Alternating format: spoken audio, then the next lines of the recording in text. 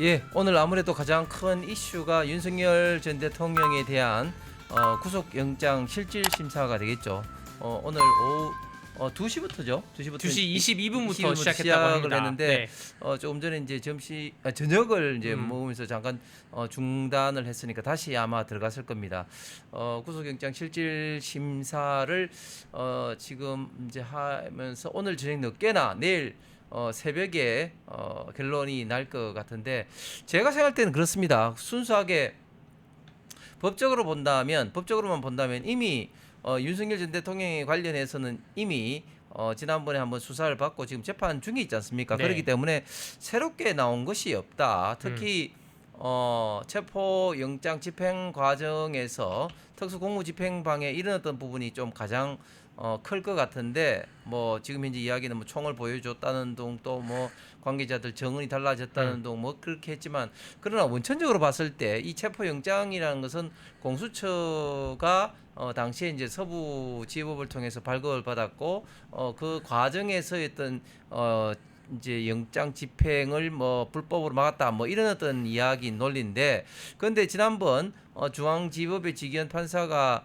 구속 취소할 때 분명히 밝혔듯이 공수처가 내란죄 관련된 수사 권한이 있느냐, 그래서 거기에 대해서는 다툼의 여지가 있다고 해서 분명히 문제를 삼았습니다. 그렇기 때문에 그런 연장선상에서 본다면 특수공무집행 방해 자체가 되기는 쉽지 않다, 그렇게 제 개인적으로는 생각하고, 또 법리적으로 엄격하게 본다면 그렇게 되는데, 문제는 이 두 가지라고 생각합니다. 첫 번째는 김용현 전 장관이라든지 내란 혐의 관련된 주요 종사자가 이미 구속되었고, 그리고 우리가 이 시간에도 계속 다루었지만 우리 대한민국의 지금 법원 자체가 굉장히 지금 이재명 정권과 좌파들의 어떤 눈치를 본다. 그래서 대법원에서 파기환송된 파기환송심도 연기를 해버리고, 대장도 연기를 해버리고, 유전교사도 연기를 해버리고, 얼마 전에는 또 이제 대북송금 이런 것도 다 연기를 해버리는 이런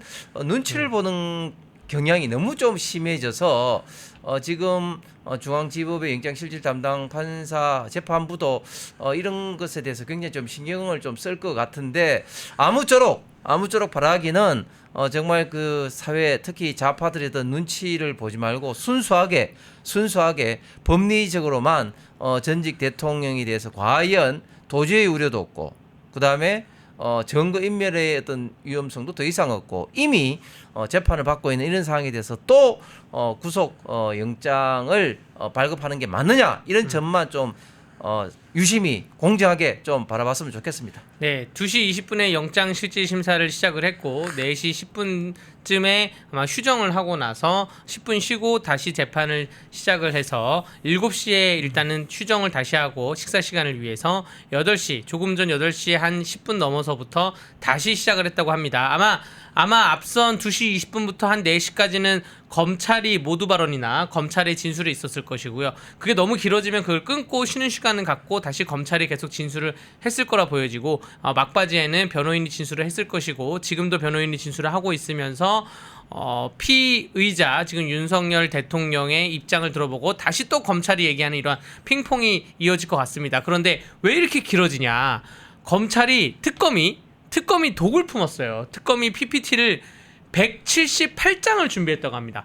178장의 PPT인데 PPT 한 장을 1분만 설명해도 그게 178분입니다. 그러면 1시간이 60분이니까 3시간, PPT만 읽어도 3시간이 흘러갈 수가 있다는 것인데, 아마 그 PPT는 대다수가 다 증거 사진으로 이루어졌던가, 지금 동영상도 제출을 했다고 하는데 동영상은 법정에서는 틀지 않았을 것이다 라고 보도가 되고 있습니다. 어쨌든 특검이 아주 그냥 독을 품고 준비를 했기 때문에, 물론 거기에 맞서는 윤석열 대통령의 변호인 측도 거기에 방어에 대해서 열심히 준비했을 것이라고 생각이 됩니다. 결과는 오늘 자정까지 안 나올 수 있다고 봅니다. 오늘 1~2시까지 나올 수가 있고요. 실제로 제가 재판을 하다 보면 새벽 1시가 넘어가는 재판도 저도 한두 번 정도는 해봤는데, 어쨌든 결과가 언제 나올지 모르니 우리 시청자 여러분들께서 마음 졸이면서 결과를 기다리시는 것보다 일단은 오늘 밤 자정이 넘어갈 수도 있고 내일 새벽에 나올 수도 있어요. 그렇기 때문에 일단은 편안한 밤 되시기를 말씀드리겠습니다. 네.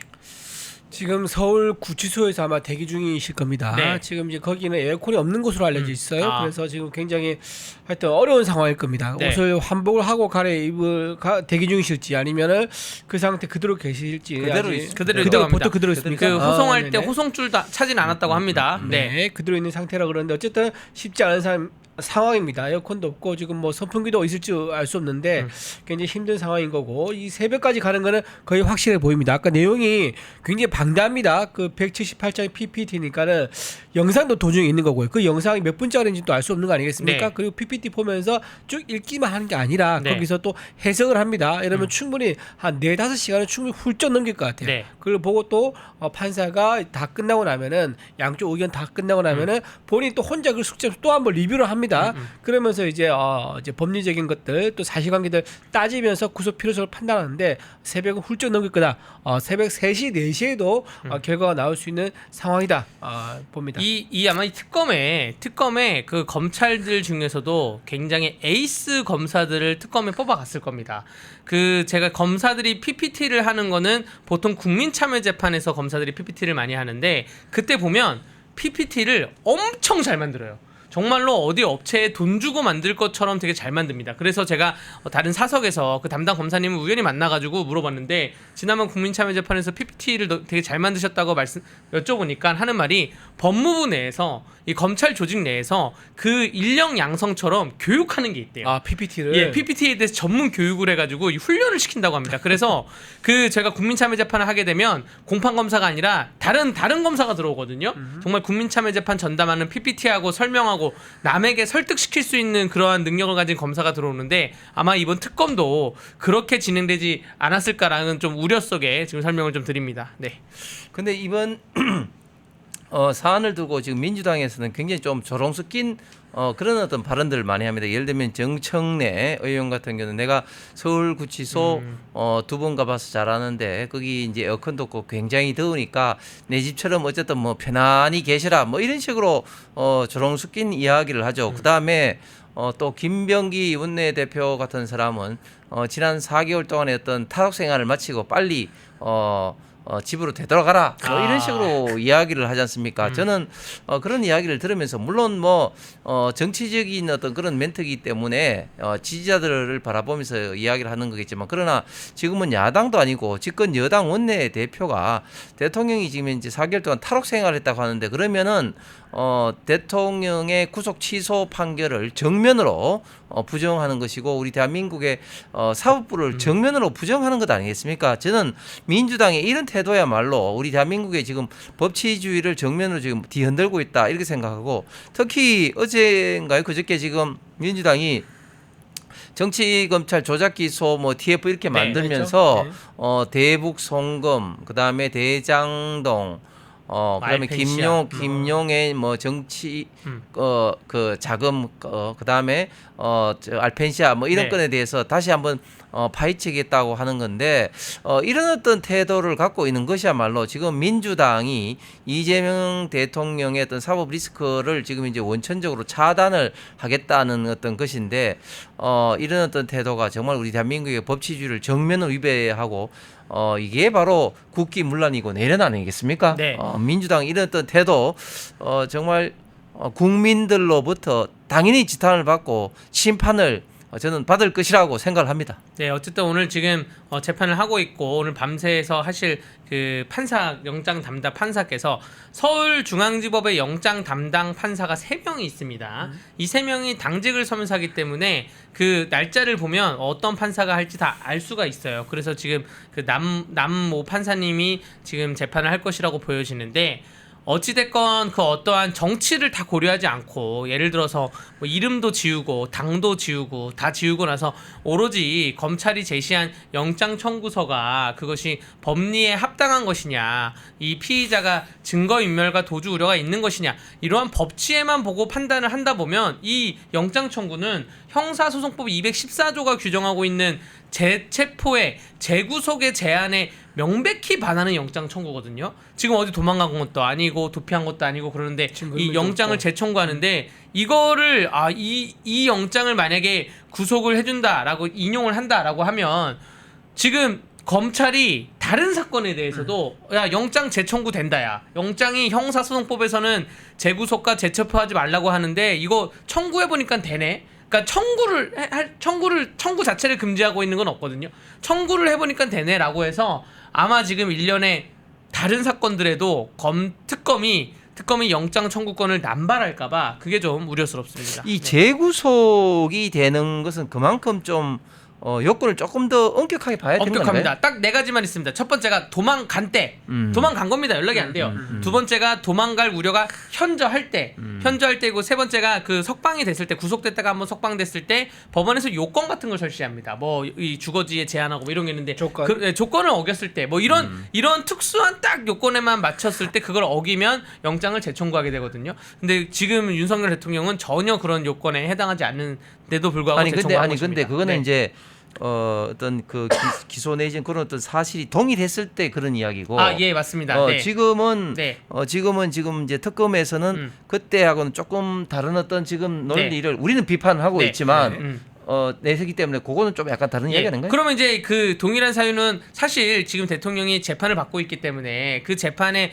모든 내용이 사실상 다 포섭된다고 보여지고요. 그런데 지금 특검이 주장하고 있는 뭐 증거를 인멸했다. 뭐 예를 들어서 일단은 뭐 국무위원들 안 불렀다. 여기에 대해서는 이미 지금 내란법을 받고 있는 것이고 비화폰에 대해서 뭐 삭제 지시를 한 게 증거 인멸의 우려가 있다. 요거 1월 달에 했던 거거든요. 특검의 그 영장 청구서에 의하다 하더라도 이게 그러면 석방된 이후에 그런 행위를 했으면 제가 이해가 돼요. 석방된 이후에 3, 4, 5월 달에 어떠한 뭔가 증거에 대해서 새롭게 윤석열 대통령이 움직임이 있었다면 이해가 되는데 이미 1월 달에 있었던 일 가지고 다 구속되고 난 다음에 그 다음에 나중에 석방된 것인데 과거의 일을 가지고 계속 그 영장 청구권을 남발하는 직권남용의 소지가 저는 좀 있다고 보여집니다. 네. 영장 청구 얘기는 저희가 근근히 저는 이제 오늘 어떤 결정이 나든지 간에 참 생각이 나는 게 지난번 서부 지원에 그때 다 많은 국민들이 당연히 이제 영장이 기각될 거라 했는데 영장이 발부되고 난 다음에 많은 좀 청년들이 당시에 이제 분노를 했었고 서부 지원에 들어가는 그런 어떤 그 불행한 사태가 있어 아직까지 많은 청년들이 지금 이제 재판을 받고 구치소에 있지 않습니까? 그런데 잠깐 참고적으로 알려드리면 그저께 이제 마지막 남은 49명의 청년들에 대해서 이제 구형이 이제 결정이 됐고 구형이 났고 그것이 이제 1년에서 5년까지 이제 사람마다 좀 차이가 좀 나게 결정이 났습니다. 그래서 8월 1일 날 이제 1심 선고가 나는데 우리가 참 사랑하고 뭐 좋아하는 우리 젊은 시각의 송규호 대표 같은 경우는 징역 1년 구형 받았다고 합니다. 다행스러운 일이고 분명히 이제 집행유예가 될 가능성이 굉장히 많다. 그래서 저는 곧 풀려나서 앞으로 아주 활발한 활동을 하기를 기대합니다. 송규호 그 젊은 시각 얘기를 좀 하자면 접견을 갔었는데 그 안에서 뭐 책도 많이 읽고 사실 본인은 건물은 안 들어갔다 그러더라고요. 건물은 안 들어가고 이 외벽 담장에서는 넘어가긴 했는데 그리고 본인은 취재를 하러 갔다라는 것이고 근데 뭐가 갈렸냐면 다 잡혔을 때 무슨 기자협회증인가? 기자증이 있는 사람은 풀려나고 기자증이 없는 사람은 그냥 일반 유튜버라고 해서 취재증이 없다 그래서 잡혀들어가고 뭐 이런 양상이라고 합니다. 근데 어쨌든 송규호 젊은 시각 송규호 대표의 입장은 어쨌든 내가 뭔가 국가의 공용물을 훼손한 혐의에 대해서 공모를 받고 있다면 그러한 점에 대해서는 겸허히 재발 방지는 약속을 하겠다 이 정도 입장을 취하고 있어서 그렇기 때문에 집행유예가 나올 가능성이 높다고 보여지고요. 이거 비슷한 게 여러분들 그 결국 이제 법원이건 뭐 경찰이건 어디 관공서건 공공기관을 들어가가지고 지금 공용물 훼손하고 공공기관에 뭐 그 건조물 침입이 되는 건데 대진연이 대학생 진보 연합의 약자입니다. 대진연이 얼마나 많은 공공기관에 들어가가지고 들어눕고 뭐 무슨 뭐 현수막 하고 소리 지르고 그런데도 불구하고 구속됐다는 그 얘기를 못 들어봤거든요. 심지어 대법원에도 들어가려고 그랬죠. 대법원 지금 윤석열 대통령의 영장 재판을 담당하고 있는 그 판사님이 대진연의 구속영장 실질 심사를 담당했을 때 기각해서 풀어줬어요. 그렇습니다. 그래 또 이분이 그렇다 그래서 그 진보냐 뭐 이런 거냐 그런 것도 아닌 것 같아요. 그 어떠한 그 대기업이 있는데 대기업 회장에 대해서 영장 청구는 기업 이름을 얘기해도 되는지 모르겠는데 보도는 다 났습니다. 네. 그 BHC라는 그 기업에서 그 회장의 영장 청구에 대해서는 뭐 횡령액이 뭐 몇십억이었는데 거기에 인정 여부를 떠나서 도주 우려가 없다 그래서 또 영장을 기각해줬습니다. 그런 분인데 어쨌든 다시 서부지법으로 돌아가면 대진영과 이 서부지법과 동일한 잣대를 들이대야 되지 않겠습니까? 그렇죠. 네. 근데 그래서 그 서부지법 사태에 대해서 마지막 그 선고가 8월 1일 날 있다고 의원님께서 그 네. 방송 전에 말씀하셨는데 좋은 결과가 있기를 그것도 좀 살펴보겠습니다. 네. 펜앤마이크에서 추천하는 영상도 보고 가세요. 다른 영상도 즐기시려면 구독 버튼을 꼭 눌러주세요.